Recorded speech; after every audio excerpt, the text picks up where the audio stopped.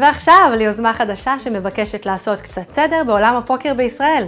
אפליקציה חדשה מרכזת במקום אחד מידע על טורנירים, מועדונים, אירועים ועדכונים מהקהילה. אז יצאתי לפגוש את איגור שעומד מאחורי היוזמה, והוא יספר לנו איך הכל התחיל. אני מתעסק בעולמות הגנת הפרטיות והבטחת המידע. הייתי צריך לבנות איזושהי מערכת באמצעות קלוד קוד. מה שהיית צריך לעשות איזשהו פרויקט גדול, אבל אמרת לפני שאני הולך, אני אנסה להתגלח קצת מה אני אקח את עולם הפוקר שקרוב אליי. אז לקחת בעצם את כל הנושא של הטורנירים בקהילות, ואמרת בואו נבנה את המערכת קודם כל למען הקהילה של הפוקר. לפני שנכנסתי לפרויקט סופר מורכב, חשבתי ללכת על פרויקט מעט פשוט יותר. כזה שנמצא אצלי בקלות על הלשון, ואני מכיר את הבעייתיות והצרכים שלו. מה שאני ראיתי זה כשאני רציתי להירשם לאחד הטורנירים, גיליתי במקרה באותו היום שהיה טורניר סופר כלכלי, עם כניסה נוחה, שכבר צבר קופת פרסים גבוהה. עם גניה נמוכה. עם גניה כנראה אפילו הכי נמוכה בשוק. נכון. פוקרישראל.org, אני מבקש לחדד את העניין. אתר שהבסיס שלו והדבר המרכזי בו זה איתור טורנירי פוקר מהקרוב ביותר לרחוק ביותר בכל רחבי הארץ, עם יכולות סינון, חיפוש לפי עיר, לפי מועדון, לפי מחיר, לפי ביין. כל הסינונים האלה הם אפשריים והם קיימים פה. כשאתה נכנס למערכת, בשנייה אתה רואה מה הטורנירים שמתקיימים עכשיו, ואתה כבר רואה את מבנה הבליינדים שלהם, ואתה אומר, אוקיי, רבע שעה מכאן אני יכול להגיע לטורניר בשלב עוד לא מאוחר מדי, אני יכול לאפשר את זה לעצמי.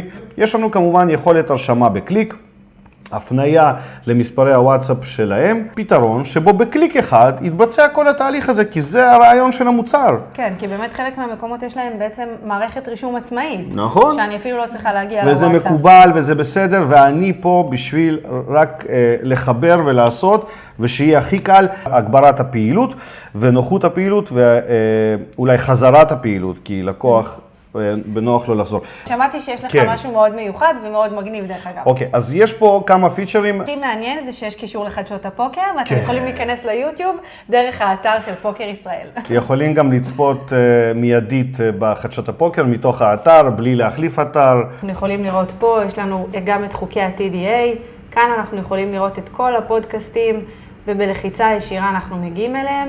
קהילות שיש לנו, שזה גם בוואטסאפ, לימודי פוקר, אם מעניין אתכם בעצם להשאיר את המידע, ופה אם יש לכם איזה שהם ידיים ששמרתם.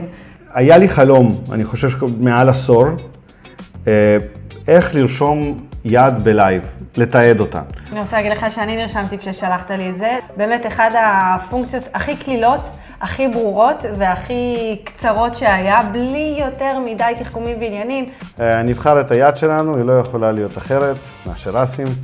וזה קריטי לנקודת זמן הזאת שבה אנחנו מחליטים מה אנחנו עושים בעומק של 20 בליינדים בבועה.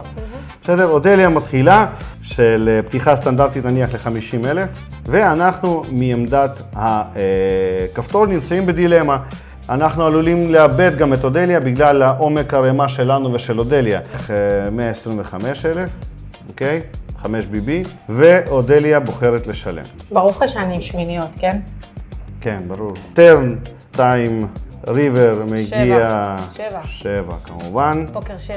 אנחנו יודעים אוטומטית שאני הפסדתי את היד. אם אני רוצה לרשום לעצמי איזושהי הערה, לא לשחק אסים בבבל בחיים.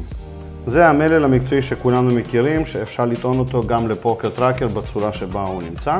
ולרכיב הכיפי של האירוע, זה צור סרטון. נראה טוב.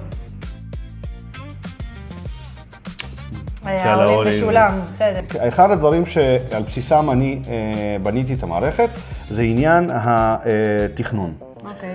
כשאני רוצה לתכנן את הזמן שלי, יום, יומיים, שבוע, שבועיים קדימה, באמצעות המערכת הזאת, אני יכול להיכנס לכל הטורנירים שאני רוצה לתכנן לעצמי לטווח זמן ההגיוני, כן. להוסיף ליומן שלי, ושלום על ישראל.